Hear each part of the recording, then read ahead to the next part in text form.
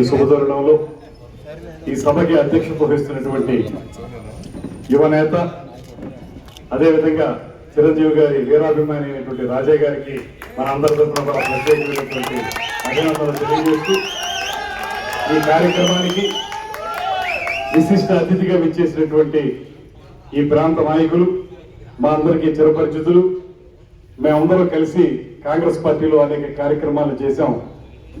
ఇవాళ కూడా చాలా ఉత్సాహంగా అనేక కార్యక్రమాలను నిర్వహిస్తున్నటువంటి శ్రీ రామినేని మురళి గారికి, అదేవిధంగా శ్రీ అద్దరు మరళి గారు, ఆయన కూడా చిన్నప్పటి నుంచి అందరం కలిసి పనిచేసినటువంటి వాళ్ళం.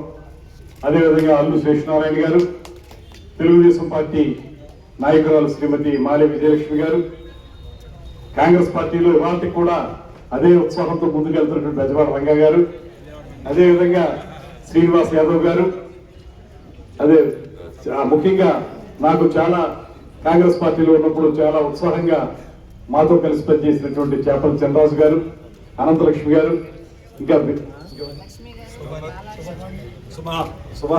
సుభాన్ గారు, షేక్ సుభాన్ గారు,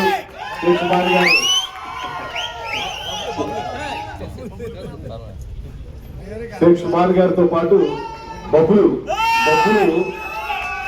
ఎప్పుడు చూసినా నేను చాలా విచిత్రంగా పలకరించేవాడిని. ఎప్పుడు కూడా కాంగ్రెస్ లో ఉన్నప్పుడు కనకాల రాజా గారు, బాగా పెద్ద వ్యాపారస్తులైన వాళ్ళ చిన్న స్థాయి నుంచి పెద్ద స్థాయికి ఎదిగినటువంటి కనకాల రాజా గారు, ఇంకా ఇక్కడికి విచ్చేసినటువంటి 50 మంది మెగాస్టార్ చిరంజీవి గారి యొక్క అభిమానులందరికీ కూడా ప్రత్యేకమైనటువంటి నమస్కారాలు తెలియజేస్తూ, సినిమా హీరోలు అంటే కేవలం వారి అభిమానులు సినిమా విడుదలైనప్పుడు కేరింతలు కొట్టడం, లేకపోతే పండుగలు జరుపుకోవడం లాంటి కార్యక్రమాలు ఆ రోజుల్లో ఉండేవి. అటువంటి వాటికి భిన్నంగా సినిమా హీరోల యొక్క అభిమానులు సమాజ సేవలో పాల్గొనాలని చెప్పినటువంటి మొట్టమొదటి హీరో ఈ దేశ చరిత్రలో మెగాస్టార్ చిరంజీవి గారు అనేటువంటి మాటని ఈ సందర్భంగా మనం చేస్తున్నాం. నేత్రదానం కానీ, రక్తదానం కానీ, రక్తదానం ముఖ్యంగా చూస్తే బ్లడ్ బ్యాంక్ ఇవాటి కూడా రాష్ట్రం మొత్తం మీద కూడా, ఈ రాష్ట్రంలోనే కాదు, చిరంజీవి గారి అభిమానులు ఎక్కడుంటే అన్ని రాష్ట్రాల్లో కూడా ఈ రక్తదాన కార్యక్రమాలను నిర్వహిస్తూ రికార్డు స్థాయిలో రక్తదానాలు చేసి దాన్ని ఎవరికైతే అవసరంలో ఉందో వారికి అందించినటువంటి ఒక మంచి కార్యక్రమానికి శ్రీకారం ఒక 2-3 దశాబ్దాల క్రితమే శ్రీ చిరంజీవి గారు ప్రారంభించారు. ఆయన ప్రారంభించిన తర్వాతే చాలా మంది సేవా కార్యక్రమాలను ప్రారంభించారనేటువంటి మాటను కూడా తెలియజేస్తూ, ఇవాళ మీరందరూ కూడా చిరంజీవి గారి యొక్క 71వ పుట్టినరోజు, ఈ పుట్టినరోజు సందర్భంగా మన కాకాకి పుట్టినరోజు శుభాకాంక్షలు తెలియజేస్తూ, కొత్త సినిమా పేరు కాకా. ఆ కాకా అనేటువంటి రాజేష్ ఖన్నా గారిని కాకా అనేవారు సినిమా ఇండస్ట్రీలో, హిందీ ఇండస్ట్రీలో. అలాగే కాకా గారు అయినటువంటి మన చిరంజీవి గారు, ఆయన ఎంత లేటెస్ట్ గా ఉంటున్నారంటే, ఇవాళ గ్లిమ్స్ ఏదో రిలీజ్ అయింది, ఆ గ్లిమ్స్ చూశాను. గ్లిమ్స్ లో ఆయన లేటెస్ట్ కుర్రోళ్ళు వేసుకునే విధంగా ప్యారలల్ ప్యాంట్ వేసుకుని దాంతో గ్లిమ్స్ లో కనపడ్డాడు ఆయన. సో ఎప్పటికప్పుడు అప్డేట్ అవుతూ 7 బదుల వసంతాల్లో కూడా ఆయన ఇవాళ కూడా యంగ్ గా ఉంటూ యువకులందరికీ కూడా మార్గదర్శకంగా ఉండటం అనేటువంటిది ఒక గొప్ప విషయం. అదేవిధంగా మరో ముఖ్యమైనటువంటి అంశం, కేంద్రంలో ఆయన పర్యాటక శాఖ మంత్రిగా ఉన్నప్పుడు దానికి ఆయన ఇప్పుడు ఇండిపెండెంట్ ఛార్జ్, సహాయ మంత్రి కాదు, ఆయన ఇండిపెండెంట్ ఛార్జ్గా ఆయన దగ్గరికి అన్ని ఫైల్స్ వచ్చే విధంగా ఉండేవి. ఆయన ఈ రాష్ట్రంలో అనేక ప్రాంతాల్లో పర్యాటక రంగంలో రాష్ట్రాన్ని ముందుకు తీసుకెళ్ళడానికి తోటికంగా నిధులు ఇచ్చినటువంటి ఘనత కూడా శ్రీ చిరంజీవి గారికి దొరుకుతుంది. ఇవాళ కూడా ఎంత ఎదిగినా ఒదిగుండాలంటే మనస్తత్వం ఎవరు చూస్తే కనపడుతుందంటే అది కేవలం శ్రీ చిరంజీవి గారిలో కనపడుతుంది. ఇప్పటికీ ఎన్ని సందర్భాల్లో వారిని కలిసినప్పటికీ కూడా అదే ఒత్తికితనంతో, అదే వినయంగా మాట్లాడటం, అదే నేను సూపర్ హీరోని అనేటువంటి మాట కాకుండా ప్రజల మనిషిని అనిపించుకోవడానికి ఆయన చేసే ప్రయత్నం ఎప్పుడు కూడా చాలా స్పష్టంగా కనపడుతుంది. అందువల్ల ఇవాళ అందరూ కూడా ఇష్టపడేటువంటి, ఇండస్ట్రీలో కూడా పెద్దలందరూ కూడా ఇష్టపడి ఆయన్ని పెద్ద మనిషిగా చూస్తున్నటువంటి సందర్భంలో ఇవాళ ఆయన జరుగుతున్నటువంటి ఈ జన్మదినోత్సవం 100కి 100 పాళ్ళు కూడా ఆయన ఆయుర ఆరోగ్యాలతోటి 100 ఏళ్లు బతకాలని మనస్ఫూర్తిగా మనందరం కోరుకుంటూ, ఇవాళ ఆయన తమ్ముడుగా జనసేన పార్టీని స్థాపించినటువంటి శ్రీ పవన్ కళ్యాణ్ గారు, ఇవాళ పవన్ కళ్యాణ్ గారి యొక్క ఆశీస్సుల వల్లే ఆయన ఇచ్చిన మాట ప్రకారం ఇవాళ మంత్రిగా మీ ముందు నేను నిలబడుతున్నాను అనే మాటను కూడా ఈ సందర్భంగా మనవి చేస్తున్నాను. ఇందాక మరిడి గారు చెప్పినట్లుగా మొట్టమొదటిసారి ఎమ్మెల్యే అయినా నాకు మంత్రి పదవి వచ్చిందంటే శ్రీ పవన్ కళ్యాణ్ గారు నా మీద చూపించిన వాత్సల్యమే కారణం అనేటువంటి మాట. ఆయన చూపించినటువంటి ఆ ప్రేమకి అనురాగానికి 100% కూడా నేను తీసుకున్న పదవికి న్యాయం చేసే విధంగానే కృషి చేస్తున్నాను అనేటువంటి మాటను కూడా తెలియజేస్తూ, ఇందాక రామిరెడ్డి మురళి గారు చెప్పారు మేమందరూ ఇక్కడ పుట్టిన వాళ్ళమే అని చెప్పి. ఈ వార్డులో పుట్టిన వాళ్ళమే, ఇక్కడే పెరిగిన వాళ్ళం.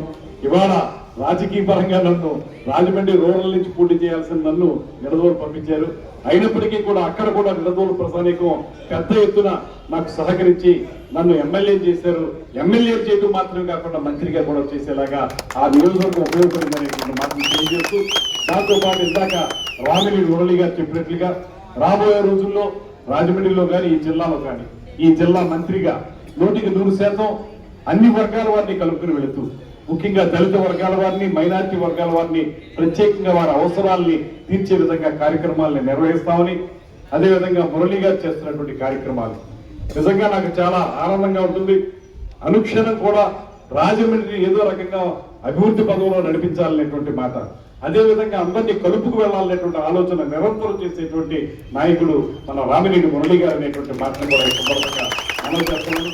ఒకే కార్యక్రమం చెప్తాను. దానికి చాలా మంది రాజకీయ నాయకుల దగ్గర వారి అనుచరులు ఎవరైతే ఉంటారో వాళ్ళు కొంతకాలం ఉంటారు, ఆ తర్వాత మళ్ళీ కనుమరుగవుతుంటారు. అది ఆ నాయకుడి యొక్క ప్రవర్తన వల్ల ఉంటుంది, లేకపోతే వాళ్ళకి ఇష్టం లేకపోయినా బయటకు వెళ్తారు. కానీ నాకు తెలిసినంత వరకు రామిరెడ్డి మురళి గారికి తొలి రోజుల్లో ఎవరైతే అనుచర వర్గం ఉందో ఇవాళ కూడా వాళ్ళు కంటిన్యూ అవుతున్నారంటే రామిరెడ్డి మురళి గారి యొక్క గొప్పతనం అని, వాళ్ళందరినీ ఆదరించే తీరు, వాళ్ళు కూడా ఆయన పట్ల చూపించే ప్రేమ కారణం అనేటువంటి మాటకి సందర్భంగా తెలియజేస్తూ, చిరంజీవి గారి యొక్క పుట్టినరోజు వేడుకలు ఇంత ఘనంగా చేసినందుకు నేను కొంచెం మా నర్సరీ అసోసియేషన్ ఎన్నికలకు సంబంధించి కడీపలంకలో వారితో ఒక సమావేశంలో ఉండటం వల్ల రాలేకపోయి తొందరగా కొంచెం లేట్ అయినా రాననుకున్నారేమో కానీ వచ్చి తీరతాను. ఆ విధంగానే ఇక్కడికి రావడం జరిగింది. ముఖ్యంగా 2 అంశాలు. ఒకటి, ఇది నిర్వహిస్తున్నది మన రాజా, అదేవిధంగా రామిరెడ్డి మురళి గారు, అదేవిధంగా అల్లు శేషనారాయణ గారు. వీళ్ళు నిర్వహిస్తున్నందుకు ప్రధాన కారణం రావడానికి. రెండో కారణం ఏంటంటే చిరంజీవి గారు లాంటి సమాజ సేవ చేయాలనేటువంటి ఆలోచన ఉన్నటువంటి సినిమా హీరో గారి యొక్క పుట్టినరోజు వేడుకల్లో పాల్గొనడం అనేది తప్పనిసరిగా మనం చేయాల్సిన అంశం.